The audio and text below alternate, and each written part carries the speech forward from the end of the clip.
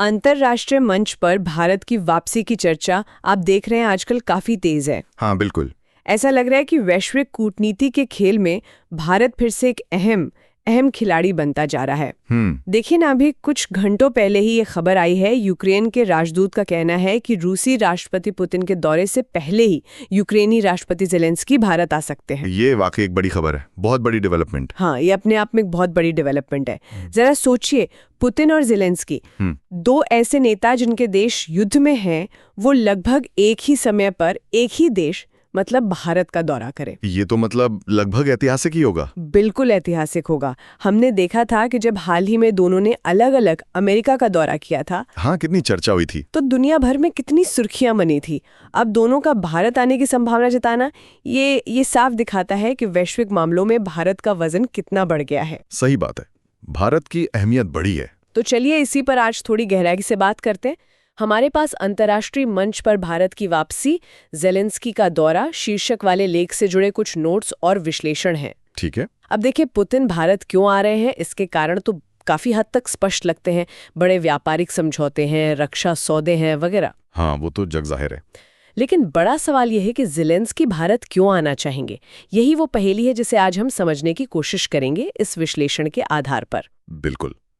और ये ज़ेलेंस्की के इस संभावित दौरे के पीछे के कारणों को समझना वाकई दिलचस्प है। जो जानकारी हमारे पास है उसके मुताबिक इसके दो मुख्य मकसद नजर आते हैं। अच्छा, दो मुख्य मकसद? हाँ, पहला जो सबसे ज्यादा जाहिर है, चल रहे युद्ध को खत्म करने की कोशिशों में भारत की मदद हासिल करना। ठीक है। और दूसरा जो शायद उतना ही महत्वपूर्ण है, युद्ध के बाद तबाह हो चुके यूक्रेन के पुनर्निर्माण के लिए भारत का सहयोग पाना। अच्छा, तो ये दो बड़े कारण हैं। पहले वाले पर आते हैं, युद्ध खत्म करवाने में भारत की भूमिका। इस विश्लेषण में क्या तर्क दिए गए हैं कि भारत इसमें कैसे मदद कर सकता है? क्योंकि कई लोग तो सोचते होंगे कि भारत सीधे तौर पर इस संघर्ष में शामिल नहीं है, तो उसकी क्या भूमिका हो सकती है भला? देखिए, पहली नजर में ऐसा लग सकता है, ये बात सही है, लेकिन यहाँ भारत के प्रभाव को कम करके आंकना शायद सही नहीं होगा। अच्छा। विश्लेषण इस ओर इशारा करता है कि रूस मौजूदा हालात में आर्थिक रूप से, खासकर कच्चे तेल की बिक्री के लिए भारत पर काफी हद तक निर्भर हो गया है। हाँ, ये बात तो सुन रहे हैं हम। आंकड़े बताते हैं कि भारत हर महीने लगभग $5 बिलियन का कच्चा तेल रूस से खरीद रहा है। $5 बिलियन हर महीने? हाँ, और ये नकदी रूस के लिए आप समझिए युद्ध मशीनरी को चलाते रहने में एक अहम लाइफलाइन की तरह काम कर रही है। हाँ, ये बात तो ध्यान खींचती है।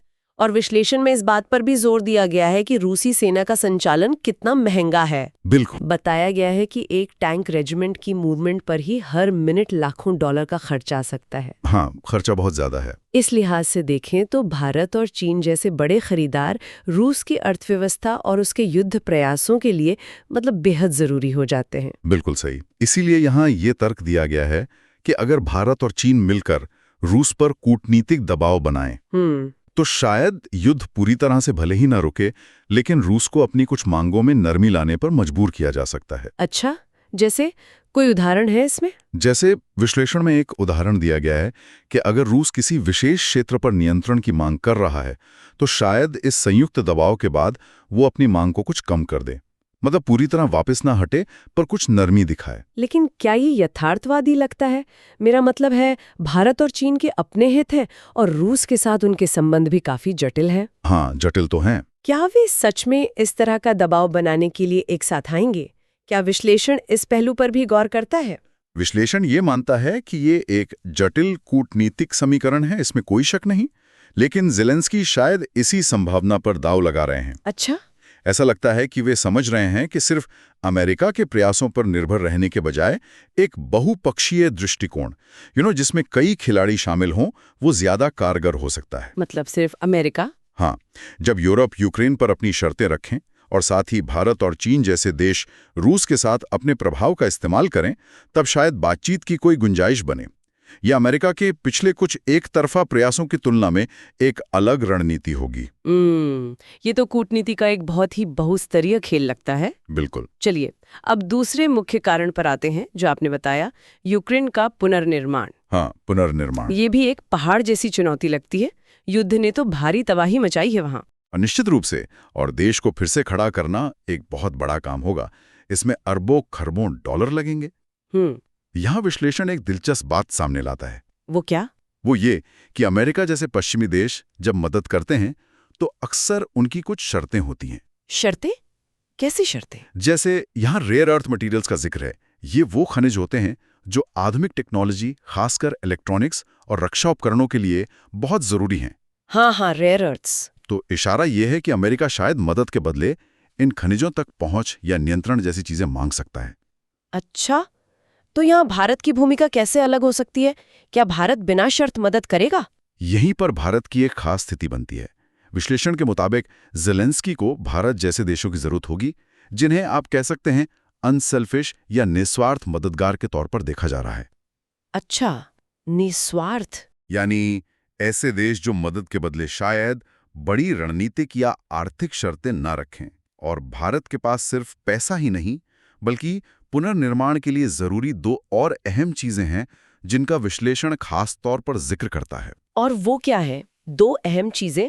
पहली है भारी मात्रा में निर्माण उपकरण और मशीनरी सप्लाई करने की क्षमता। भारत की अपनी कंस्ट्रक्शन इंडस्ट्री काफी बड़ी है। हाँ, ये तो है। और दूसरी, शायद उससे भी ज्यादा महत्वपूर्ण, कुशल निर्माण श्रमिकों की एक बड़ी संख्या, स्किल्ड कंस्ट्रक्शन वर्कर्स। विश्लेषण इस बात पर जोर देता है कि यूक्रेन ने इस बात पर जरूर गौर किया होगा कि भारत ने हाल ही में इजराइल को गाजा युद्ध के बाद हुए विनाश के पुनर्निर्माण के लिए लाखों की संख्या में श्रमिक और भारी मशीनरी भेजने की पेशकश की या भेजी है। हाँ, ये खबर तो आई थी। ये वाकई एक दिलचस्प बिंदु है। पर क्या ये सिर्फ इजराइल के संदर्भ में ही है? नहीं, और यही बात इसे और भी ज्यादा गौर करने लायक बनाती है। अच्छा। विश्लेषण यह भी रेखांकित करता है कि भारत ने यही मदद यानी श्रमिक और मशीनरी यूक्रेन के मौजूदा दुश्मन रूस को भी दी है। क्या बात कर रहे हैं? रूस को भी। हाँ। रूस युद्ध के दौरान अपने कब्जे वाले या प्रभावित क्षेत्रों में पुनर्निर्माण के लिए कथित तौर पर भारतीय श्रमिकों और उपकरणों का इस्तेमाल कर रहा है।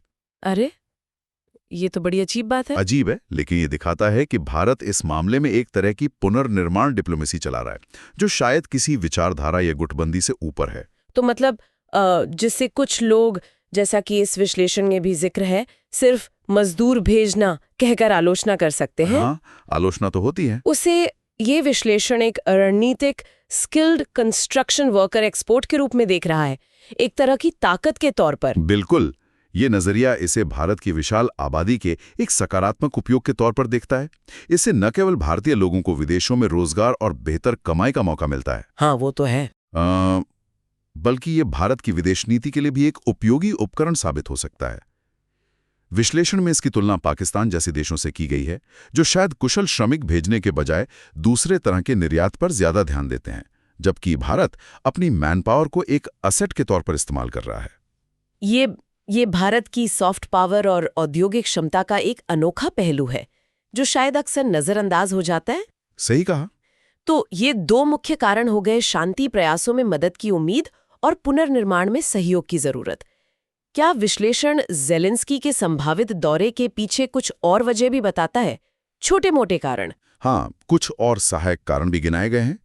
जैसे युद्ध शुरू होने से पहले भारत और यूक्रेन के बीच रक्षा क्षेत्र में काफी सहयोग था। अच्छा, रक्षा सहयोग भी था? हाँ, बिल्कुल। कई हथियार या तो मिलकर बनाए जाते थे या फिर यूक्रेन भारत को सोवियत काल के हथियारों के लिए जरूरी पुर्जे सप्लाई करता था। अब ज़ेलेंस्की शायद इस पुराने रक्षा सहयोग को भविष्य में फिर से जीवित करना चाहेंगे जब हालात सामान्य हों। और आर्थिक पहलू पुनर्निर्माण के अलावा? हाँ, वो भी महत्वपूर्ण है।